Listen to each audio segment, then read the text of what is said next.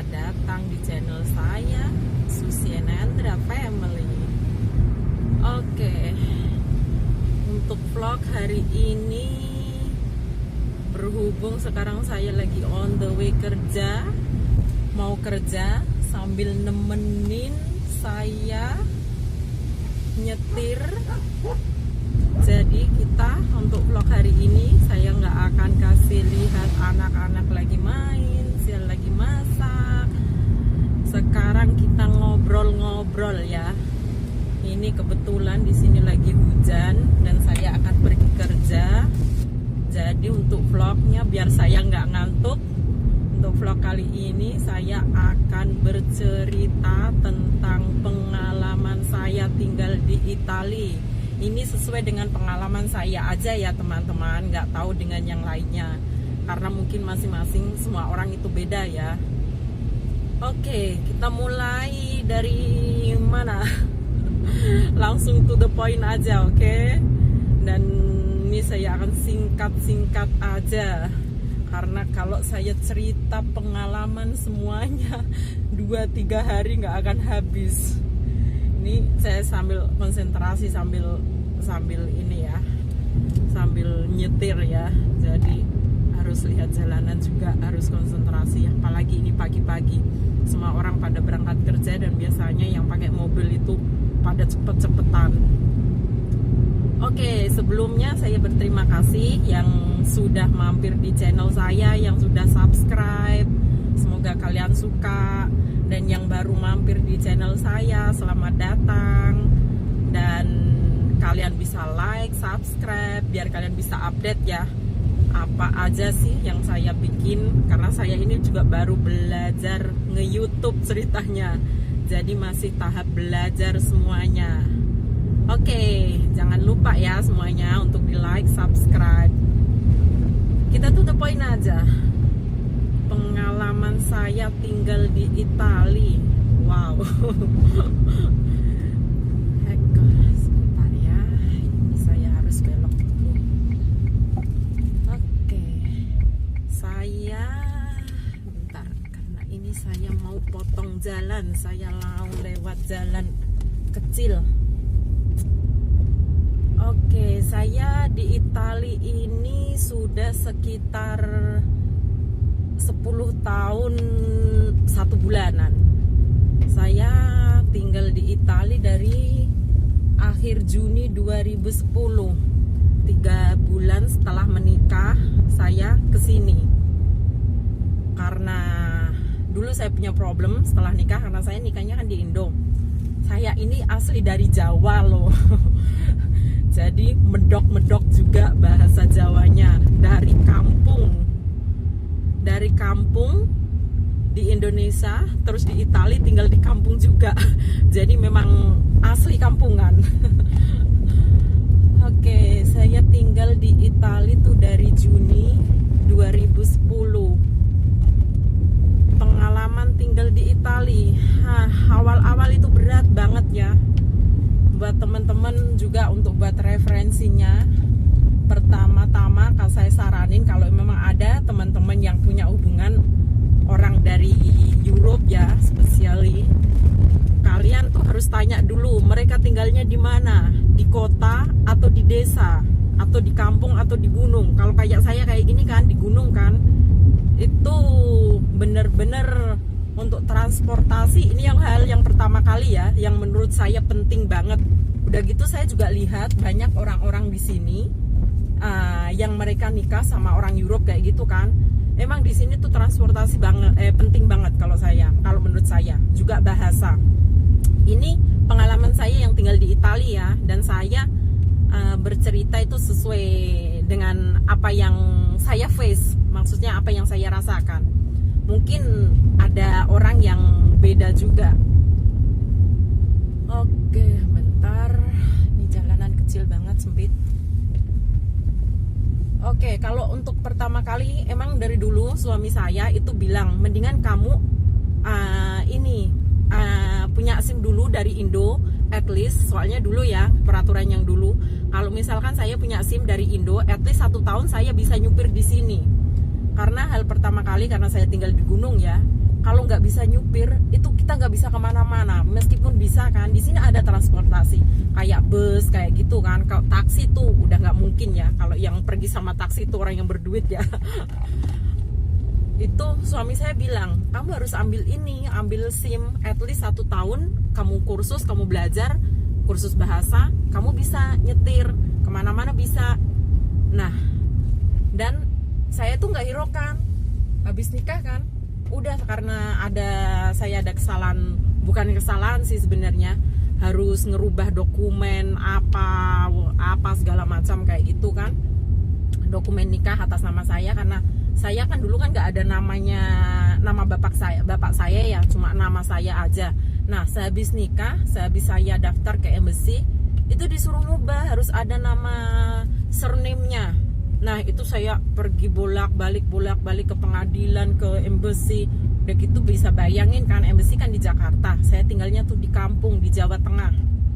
Kalian bisa bayangin gimana saya bolak-balik stres itu selama 3 bulan. Dan setelah itu, ini singkat cerita aja ya, dokumennya udah selesai. Terus yang dari embassy bilang, oh ternyata nggak apa-apa, nggak pakai surname, maafin saya ya. Oh my god, itu yang really bikin kita marah besar, karena saya udah buang tenaga, suami saya udah nunggu buat ini, buat dokumen selesai ini itu, udah gitu kan emang butuh dokumen buat yang di sini, buat yang apa, karena saya di sini tuh langsung tinggal di rumah sendiri ya, langsung beli apartemen kayak gitulah ceritanya. Jadinya itu kan butuh nama saya juga, butuh dokumen-dokumennya. Oke, bentar ya, ada mobil yang lewat. Maaf iklan bentar.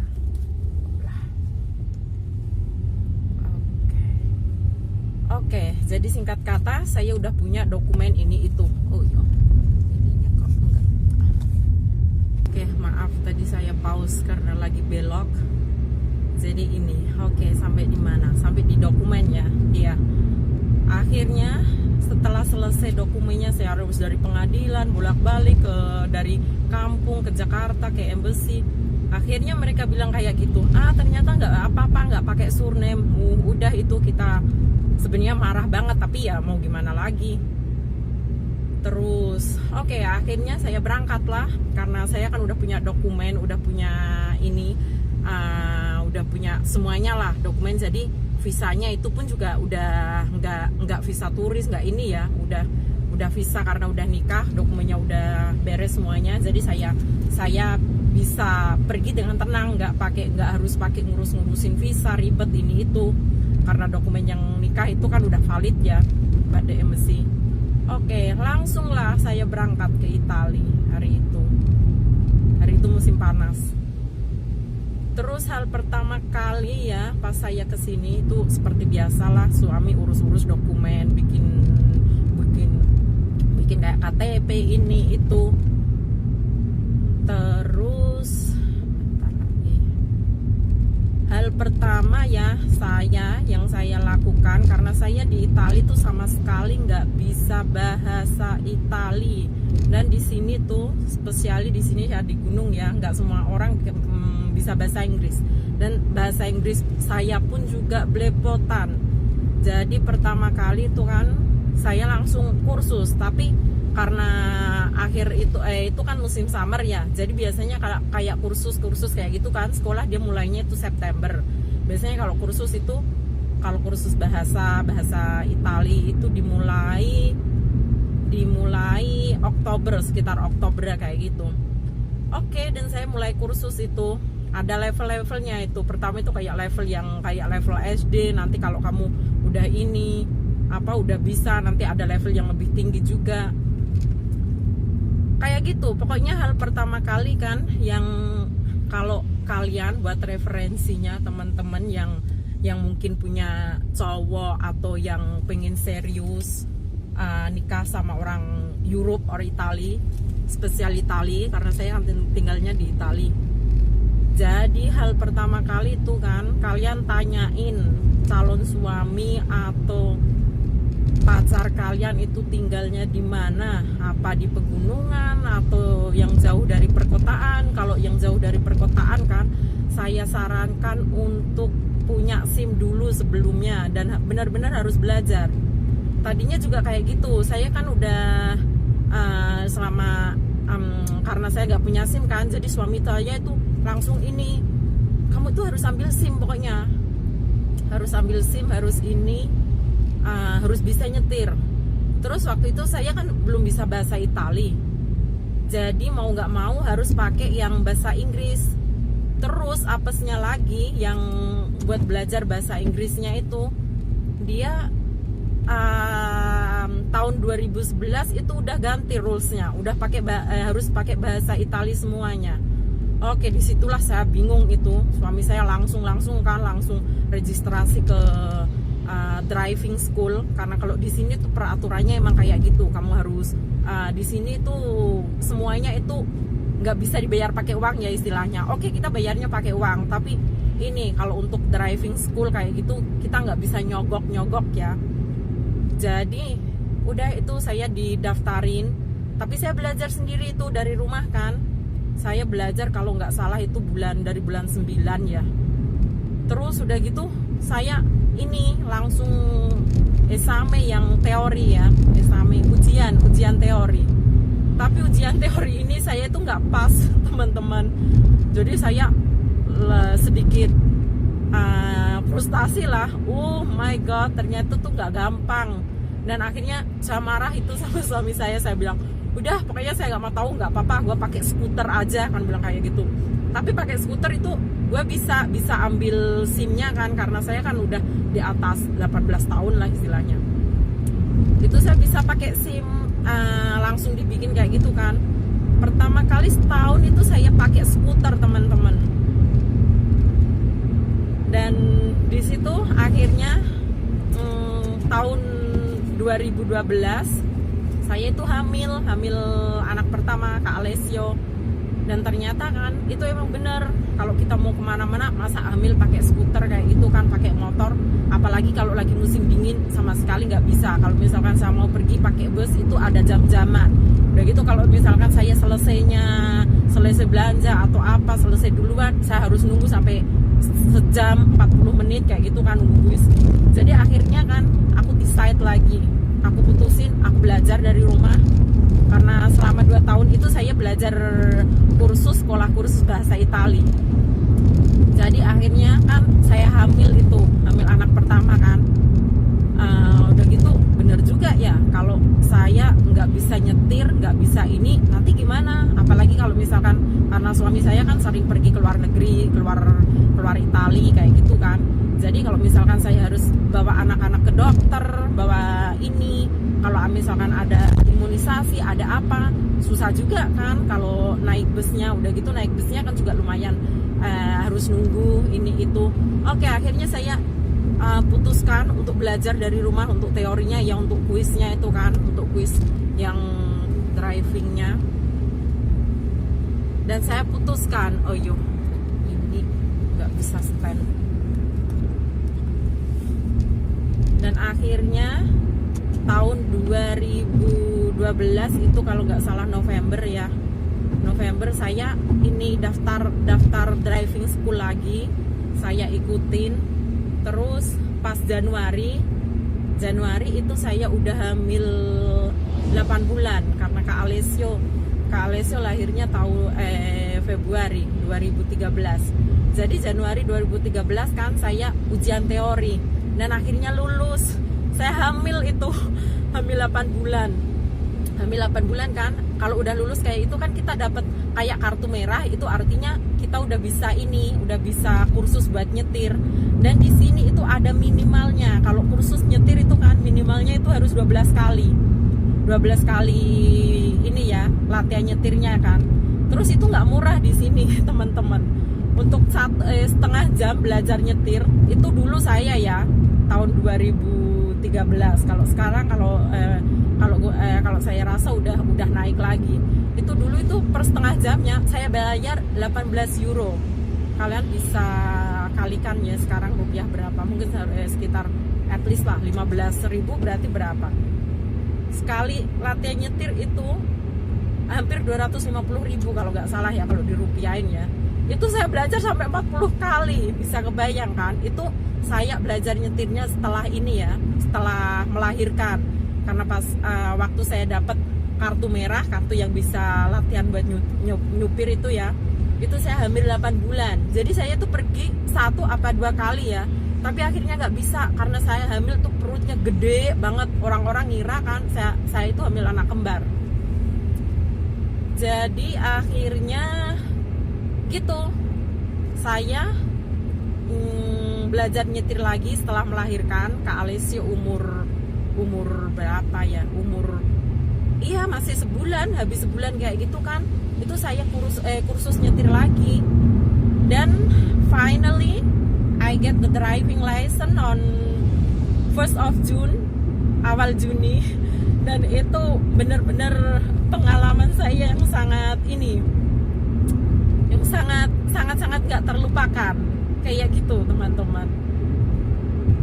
Ya singkat cerita aja, mungkin untuk di next vlognya kita akan cerita-cerita untuk pengalaman lagi, gimana saya stay di Italia, gimana suka dukanya tinggal di Italia kayak gitu ya. Karena ini durasinya juga udah cukup lama, nanti temen-temen malah bosen untuk ngedengernya karena cuma cerita-cerita aja. Ini saya masih on the way karena perjalanan untuk kerja. Satu hal lagi, karena kalau di sini ya, kalau misalkan karena emang dari pertama saya itu orangnya emang udah terbiasa mandiri, udah terbiasa bekerja. Jadi saya emang udah bikin perjanjian sama suami, kalau misalkan saya di sini saya mau kerja. Saya nggak suka orangnya yang suka leha-leha di rumah. Udah gitu kan emang ekonomi keluarga, ekonomi suami, lah kita bisa makan buat sehari-hari apa kayak gitu kan, nggak kekurangan. Udah gitu juga suami juga nggak maksa ya kan, mungkin terus kenapa Kak harus kerja kayak gitu kan. Emang kebanyakan orang di sini itu dua-duanya itu emang kerja, dan emang kebetulan saya itu dari dulu itu udah mandiri, jadi nggak terbiasa, nggak suka leha-leha cuma di rumah ngapain. Lah di rumah ada kerjaan, tapi kan kerjaan kan nggak full day kayak gitu, kita kerja, kita bersih apa kan. Jadi ya kayak gitu. Ini saya kan sekarang saya kerja jadi cleaning service. Mungkin untuk di next vlognya saya akan cerita-cerita pengalaman kerja saya jadi cleaning service. Satu hal lagi kan, karena ini saya kerjanya itu jauh ya. Bulan kemarin, bulan Juni sampai bulan Juli, itu saya kerjanya itu kan bolak-balik 2 jam naik nyetir sendiri ya. Jadi kalau kita misalkan kalau kita dapat kerjaan deket nggak masalah ya, kita bisa jalan kaki. Tapi kalau kita dapat kerjaannya jauh, mau nggak mau kita harus bisa nyupir sendiri, dan itu yang paling penting di sini. Kalau misalkan kalian nggak ada mau kerja ya nggak apa-apa. Tapi kalau menurut saya ya paling utama itu pertama yang dilakuin, kita harus ngerti bahasa. Terus yang kedua, kalau saya ya itu sesuai pengalaman saya, itu kamu harus bisa nyetir sendiri. Makanya kayak gini kan, saya pergi kerja, saya belajar juga sambil belajar sama jalan, mengenal jalan, dari kota satu ke kota lain kayak gitu kan. Karena ini untuk sementara ini pekerjaan saya kan belum fix, jadi saya kontraknya itu mereka bikinnya setengah bulan, 1 bulan kayak gitu.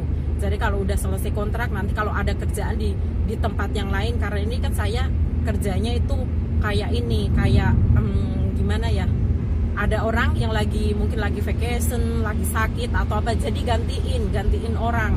Nanti kalau misalkan udah dari beberapa bulan dan dilihat prestasi kamu gimana, maksudnya kinerja kamu itu gimana kayak gitu kan, nanti bisa dikontrak untuk permanen kan, nanti bisa dijadiin pegawai tetapnya. Untuk sementara ini kan saya masih kayak gini, kontraknya masih dalam sebulan, nanti kalau misalkan ada lagi diperpanjang kayak gitu. Oke deh teman-teman, kayak gitu deh cerita singkatnya. Udah hampir 20 menit juga ini sih. Semoga kalian gak bosen dengerin ceritanya. Nanti kalau kalian misalkan kan ada mau sharing-sharing, mau nanya-nanya apa gimana tinggal di sana apa kayak gitu kan, boleh tinggalkan komen di bawah, dan jangan lupa like, share, subscribe ya. Semoga bisa buat referensi buat teman-teman yang mau tinggal di luar negeri. Oke, ini sekarang saya masih sekitar 20 menitan lagi ya. Saya akan kasih lihat gimana perjalanannya.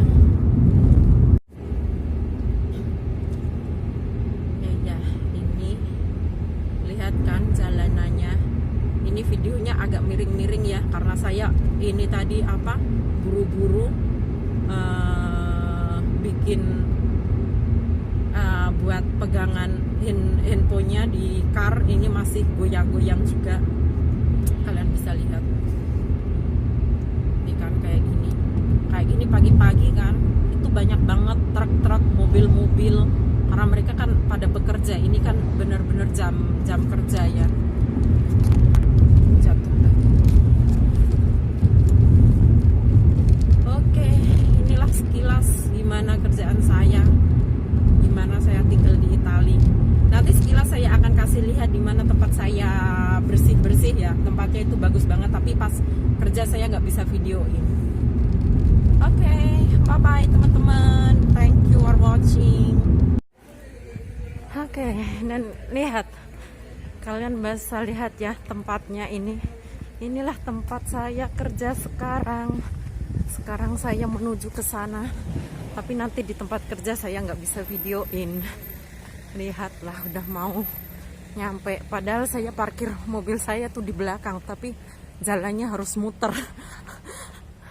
Ini lihat kan, ini adalah suatu tempat yang bagus banget. Ini dalamnya itu museum, jadi kita bisa visit kan. Jadi saya bekerja bersihin museum di sini. Tapi saya nggak bisa kasih lihat cara kerja saya, karena kalau kerja sambil videoin itu nggak profesional banget. Lihat kan, bagus banget. Inilah tempat kerja saya yang sekarang.